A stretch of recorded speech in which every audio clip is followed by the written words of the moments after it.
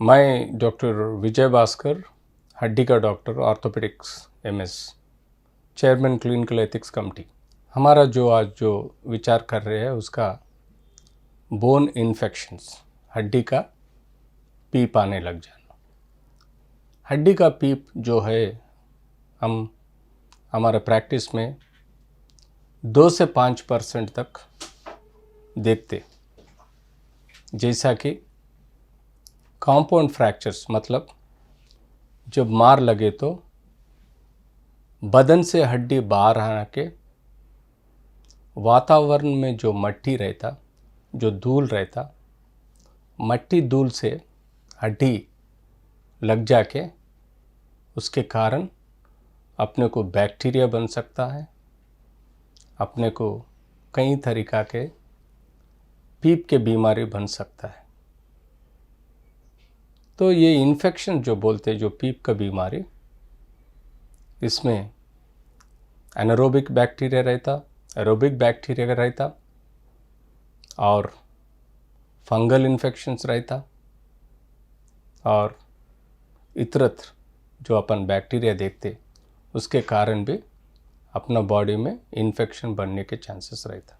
जो बैक्टीरिया अपने open fractures में पीप जैसा बन जाता है, उसके कारण वो पीप हड्डी में जिंदगी भर सताने लग जाता है। कभी कहीं अंदर टूटे सो हड्डियों को कई हॉस्पिटल में ऑपरेशन करके प्लेट्स, स्क्रूज, रॉड्स बिठा के सेट करते, मगर कहीं ना कहीं हॉस्पिटल के वजह से, सर्जन के वजह से, स्टाफ के वजह से पीप लगे तो वो रॉड, स्क्रू और प्लेट के वजह से भी हड्डी में इन्फेक्शन जिंदगी भर रहने के चांसेस रहते ना।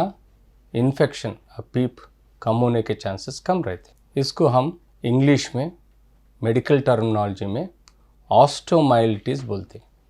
ऑस्टियो मतलब हड्डी, माइलिटिस मतलब इन्फेक्शन। ये ऑस्टियोमाइलिटिस के कारण अपने को कैसे मालूम हो जाता?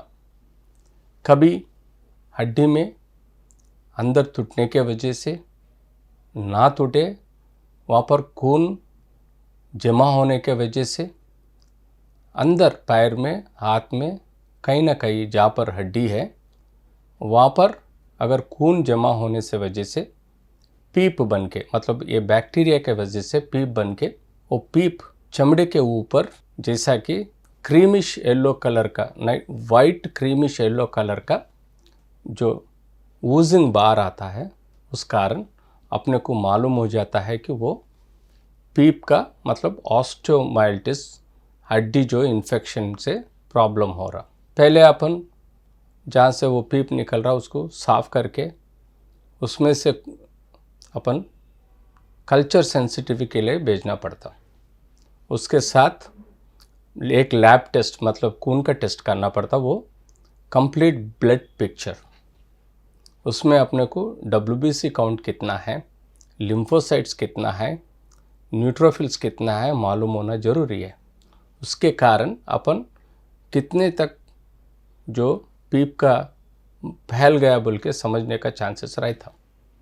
उसके साथ साथ CR प्रोटीन्स और ESR, एरिथ्रोसाइट सेडिमेंटेशन रेट जो है, वो देखने के वजह से अपने को इन्फेक्शन रेट कितना तक है, ट्रीटमेंट करने से अगर ये ESR CRP प्रोटीन्स कम होने से इन्फेक्शन कंट्रोल हो रहा, ट्रीटमेंट के लिए मालूम होने के चांस है। जो इन्फेक्शन अपन पीप से पहचान जाते, उसके कल्चर सेंसिटिविटी के हिसाब से अगर रेसिस्टेंट है तो वो दवाई नहीं देना, सेंसिटिव है तो वो दवाई देना। इसके वजह से अपन जो खून में, जो पीप में जो बैक्टीरिया है उसको मार डाल के अपन वो बीमारी से छुटकारा मिल सकता है। जैसा हड्डी का जो पीप बन गया मालूम होने के लिए एक प्लेन एक्सरे निकाल के, एक्सरे में हड्डी का चेंजेस देखना पड़ता। हड्डी में लाइटिक लीजन शुरू होता, ट्रोबैकुलर पैटर्न जो जालीपन रहता जो हड्डी में वो कमज़ोरी होने लग जाता और जो हड्डी के ऊपर जो लेयर रहता वो नेक्रोसिस होना मतलब खाने लग जाते। उस रास्ते से अपन पहचान सकते हड्डी का इन्फेक्शन शुरू हुआ। जैसा कि उसके साथ साथ पेरियोस्टल रिएक्शन बोलते, जो हड्डी के ऊपर मोटा कवच रहता वो कवच जो है इसको पेरियोस्टियम बोलते। सो जब भी पहला इन्फेक्शन शुरू हो गए तो ये पेरियोस्टियम लेयर को खा जाता है। उसके वजह से वो फ्लेयरअप होके अपने को एक्सरे में जो हड्डी का लेयर और ये दोनों फ्लेयरअप होके अपने को एक्सरे में दिखने लग जाते। वो बेसिक आइडिया अपने को समझ में आता। दूसरा सीटी स्कैन करने से भी समझ में आता, एमआरआई करने से भी कितना लेयर्स में क्या क्या इन्फेक्शन स्प्रेड हुआ बोल के समझ में आता। इस टेस्टों से अपने को एक महसूस होता कि कहाँ तक पीप फैल गया। तो उसके बाद अपन पीप को टेस्ट के लिए भेजना, कल्चर सेंसिटिव के लिए भेजना, खून का टेस्ट करके पीप का टेस्ट देख के अप्रोप्रिएट एंटीबायोटिक थेरेपी चालू करना। जैसा कि अपन खून के टेस्ट के रिपोर्ट एक हफ्ते तक अपन एंटीबायोटिक देने के बाद खून के टेस्ट को रिपोर्ट में WBC काउंट कम होना, न्यूट्रोफिल्स काउंट कम होना, ESR कम होना, CRP प्रोटीन्स कम होने से वजह से अपने को ऐसा महसूस होता है कि अपने को इन्फेक्शन कंट्रोल में आ गए।